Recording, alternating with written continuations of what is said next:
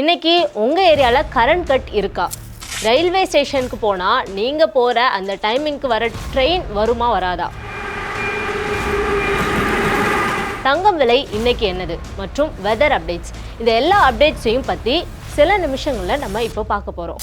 இன்றைய ரயில் சேவை மாற்றங்கள் என்ன அப்படின்னா, எழும்பூர் ரயில் நிலையத்தில் 10 மற்றும் 11வது பிளாட்ஃபார்ம்ல இருந்து அங்கே நடைபெற அந்த சீரமைப்பு பணிகள் காரணமாக பிப்ரவரி 20ல் இருந்து ஏப்ரல் 5 வரைக்கும் ரயில் சேவைகளில் பெரிய மாற்றங்கள் செய்யப்பட்டிருக்கு. ஸோ ரத்து செய்யப்பட்ட ரயில்கள் பற்றி பார்க்கலாம். வழக்கமாக இயக்கப்படுற 204 ரயில் சேவைகளில் 40 ரயில்கள் ரத்து செய்யப்பட்டிருக்கு.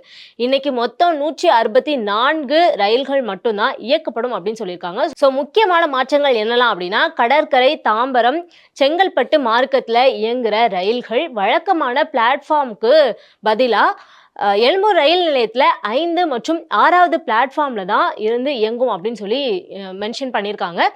பீக் ஹவர்ஸில் பார்த்தோம் அப்படின்னா வழக்கமாக 8 நிமிஷத்துக்கு ஒரு ட்ரெயின் நமக்கு வந்துட்டே இருக்கும். ஆனால் இப்போது 15 நிமிஷத்துக்கு ஒரு முறை மட்டும்தான் ரயில்கள் இயக்கப்படும் அப்படின்னு சொல்லியிருக்காங்க.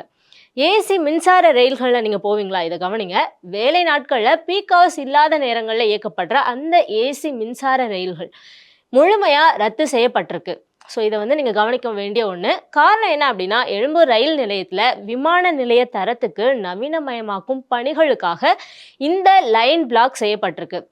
சென்னை புறநகர் ரயில் சேவைகள் அதில் நடந்த சில முக்கியமான மாற்றங்கள் பற்றி பார்த்தோன்னா, இந்த ரயில் ரத்து காரணமாக பயணிகளோட சிரமத்தை குறைக்கிறதுக்கு மாநகர போக்குவரத்து கழகம் சார்பில் கூடுதல் பேருந்துகள் இயக்கிட்டு இருக்காங்க. குறிப்பாக ஏசி மின்சார ரயில்கள் ரத்து செய்யப்பட்டிருக்கதால பயணிகள் முன்கூட்டியே திட்டமிட்டு தங்களோட பயணத்தை தொடங்குறது நல்லது. ஸோ அடுத்ததாக பவர் கட் பற்றி பார்க்க போகிறோம். மின்தடை குறித்த விவரங்கள். இன்னைக்கு தமிழகத்தில் முக்கியமான மாவட்டங்களில் பராமரிப்பு பணிகள் காரணமாக மின்தடை அறிவிச்சிருக்காங்க.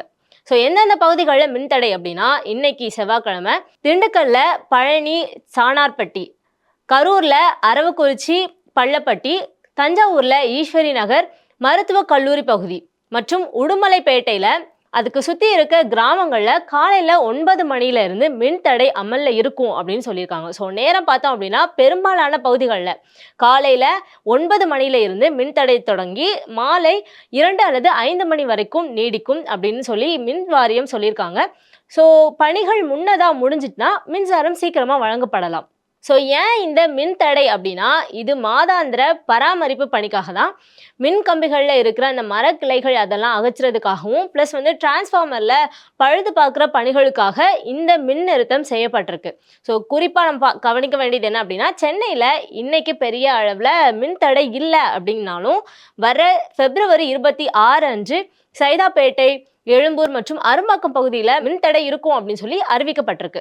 ஸோ வெதர் பற்றி பார்த்தோம் அப்படின்னா, வங்கக்கடலில் நிலவ குறைந்த காற்றழுத்த தாழ்வு நிலை காரணமாக தமிழகத்தில் நிலவர வானிலை மாற்றங்கள் குறித்து இப்போ நம்ம பார்க்க போகிறோம். ஸோ என்னென்ன மாற்றங்கள் எதிர்பார்க்கப்படுது அப்படின்னா, தென் தமிழகம் மற்றும் மேற்கு தொடர்ச்சி மலையை ஒட்டின மாவட்டங்களில் இன்னையிலிருந்து மார்ச் 1ஆம் தேதி வரைக்கும் மிதமான மழை பெய்யறதுக்கு வாய்ப்புகள் இருக்கிறதா சென்னை வானிலை ஆய்வு மையம் தெரிவிச்சிருக்காங்க. ஸோ குறிப்பாக கன்னியாகுமரி, திருநெல்வேலி, தென்காசி மற்றும் தூத்துக்குடி மாவட்டங்களில் சில இடங்களில் மழை பெய்யறதுக்கு வாய்ப்புகள் அதிகம் இருக்குது அப்படின்னு சொல்லியிருக்காங்க. ஸோ இந்த மழையை எப்போ எதிர்பார்க்கலாம் அப்படின்னா, இன்னைக்கு பிப்ரவரி 24லேருந்து மார்ச் 1 வரைக்கும் இந்த மழைப்பொழிவு நீடிக்கலாம்னு சொல்லியிருக்காங்க. வட தமிழகம் மற்றும் புதுச்சேரியை பொறுத்த வரைக்கும் வானம் ஓரளவு மேகமூட்டமாக காணப்படும். காலை நேரங்களில் லேசான பனிமூட்டமும் இருக்கும் அப்படின்னு சொல்லியிருக்காங்க. இந்த அதிகாரப்பூர்வ அறிவிப்பை சென்னை மண்டல வானிலை ஆய்வு மையம் வெளியிட்டிருக்காங்க. மீனவர்களுக்கான எச்சரிக்கையும் இருக்கு. மன்னார் வளைகுடா மற்றும் அதனை ஒட்டிய தெற்கு வங்கக்கடல் பகுதிகளில் பலத்த காற்று, அதாவது மணிக்கு 60 கிலோமீட்டர் வரைக்கும் வேகம் இருக்கிற அந்த காற்றும் இருக்கும் அப்படிங்கிறதுனால மீனவர்கள் அப்பகுதிக்கு செல்ல வேண்டாம் அப்படின்னும் அறிவுறுத்தியிருக்காங்க. ஸோ முக்கியமான விவரங்களை நம்ம சுருக்கமாக பார்க்கணும் அப்படின்னா, மழை பெய்யும் இடங்கள் தென்காசி, சங்கரன்கோவில் சைடில் ப்ளஸ் கன்னியாகுமரி, தூத்துக்குடி மற்றும் மதுரை மாவட்டத்தில் சில பகுதிகள். காரணம் என்ன அப்படின்னா, வங்கக்கடலில் உருவாகி இருக்கிற குறைந்த காற்றழுத்த தாழ்வு பகுதி மற்றும் அரபிக்கடலில் நிலவர வளிமண்டல சுழற்சி காரணமாக.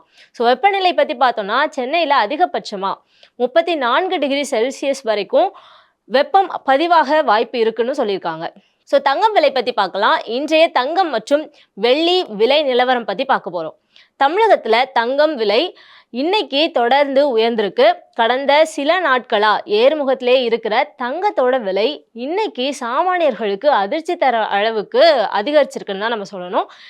ஸோ இன்னைக்கு ஆபரண தங்கத்தோட விலையை பற்றி பார்த்தோம் அப்படின்னா 1 கிராமுக்கு 14,890 ரூபாய், சவரனுக்கு பார்த்தோம் அப்படின்னா 1,19,120 ரூபாய். ஸோ நேற்றைய கம்பேர் பண்ணும்போது இன்னைக்கு விலை அதிகமாக இருக்கு.